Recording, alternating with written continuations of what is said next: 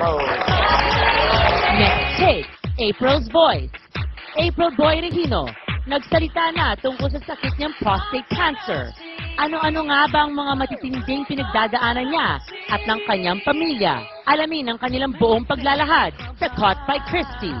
Mamaya na!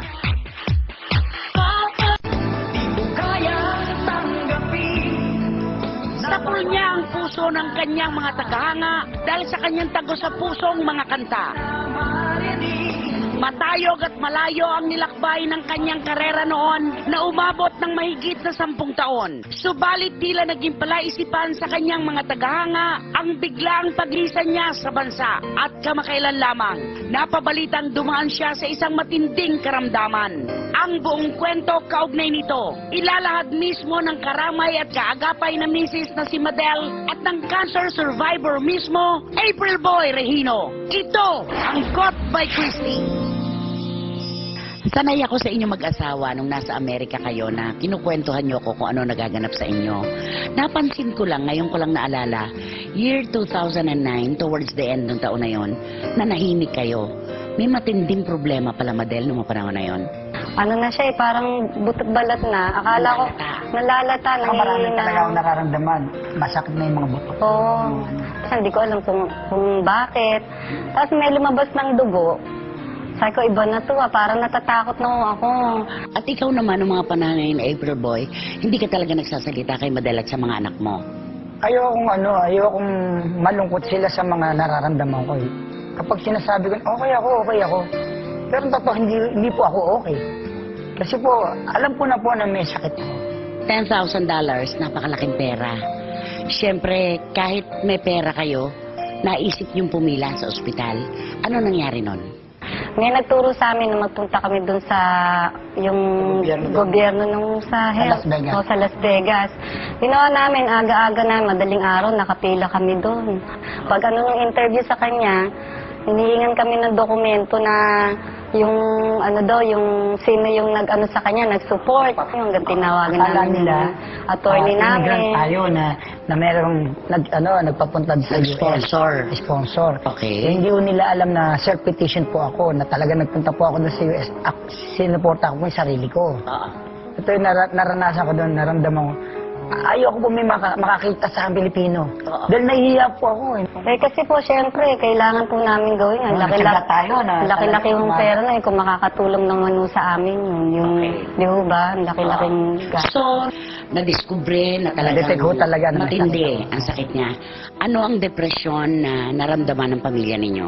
Biglang naramdaman ko na sa sarili ko, yung luha, di ba? Umiiyak ka na.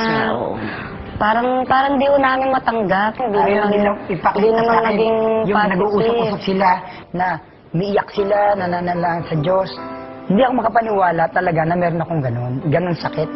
In denial ka? Oo, syempre po eh. Sabi ko, bakit ako magkakaroon ng ganun na prostate cancer? Bata pa ako. At maging ang mga anak niyang sina JC at Charmaine ay hindi matanggap ang sinapit ng kanilang ama. Noong una, hindi namin matanggap talaga na si Daddy nagkaroon nga ng ganong karamdaman po. Cancer po yun malalang sakit. Habang nasa labas ako, habang sumisigaw siya, lagi na lang ako napapanood. Parang naiiyak ako. Sabi ko, kasi sumisigaw siya Masakit to daw pag pinasok yung talaga noon. Nung malaman kong may sakit akong ganun, syempre parang nawala na ako ng pag-asa. Ayaw ko na kumain.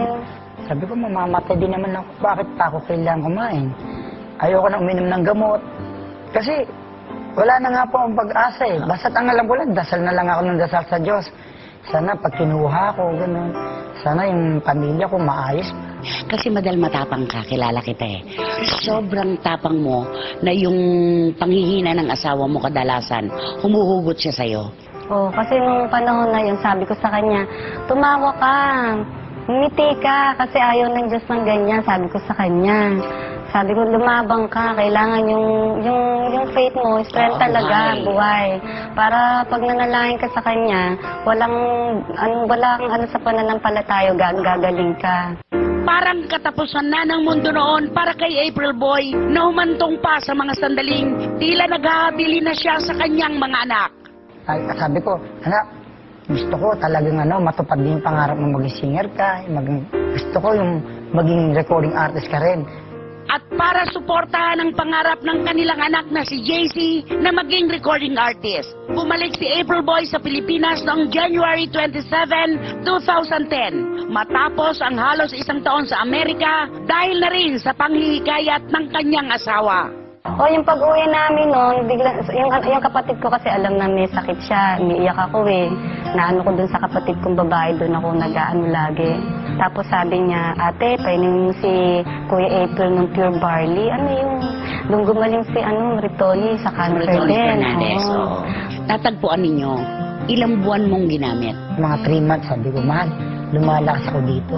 Mga ilang buwan pa, tinigil ko na yung maintenance ko ng lahat ng sakit ko. Ayon sa mga doktor, malinis na raw sa prostate cancer ngayon si April Boy. Sa edad na 50, tila nabigyan ng pangalawang buhay ang kilalang jukebox singer. At bilang pasasalamat sa Diyos, lingguhang nagba-Bible study ang kanyang pamilya at ang kanilang mga kaibigan sa kanilang tahanan. Ang pinaka-number 1 na gamot talaga, ang pagdadasal sa Diyos, sa Panginoong Kristo. Siya lang po talaga may ng tulong. Oo, yan talaga. Kapag kayo tumawag sa Kanya, sa Amang Diyos at sa Panginoon Kristo, siya ang gagawa ng paraan. Na akala nyo wala ng paraan. Meron pa pala. Siya ang gagamot at hahanap ng gamot katapat ng ating problema. Opo. Di ba kinakanta mo yung umiiyak ang puso? Umiiyak ang puso ko't sumisigaw, pati ang isip ko damdamin ay humihiyaw. Maraming salamat. Thank you so much. Maraming salamat po.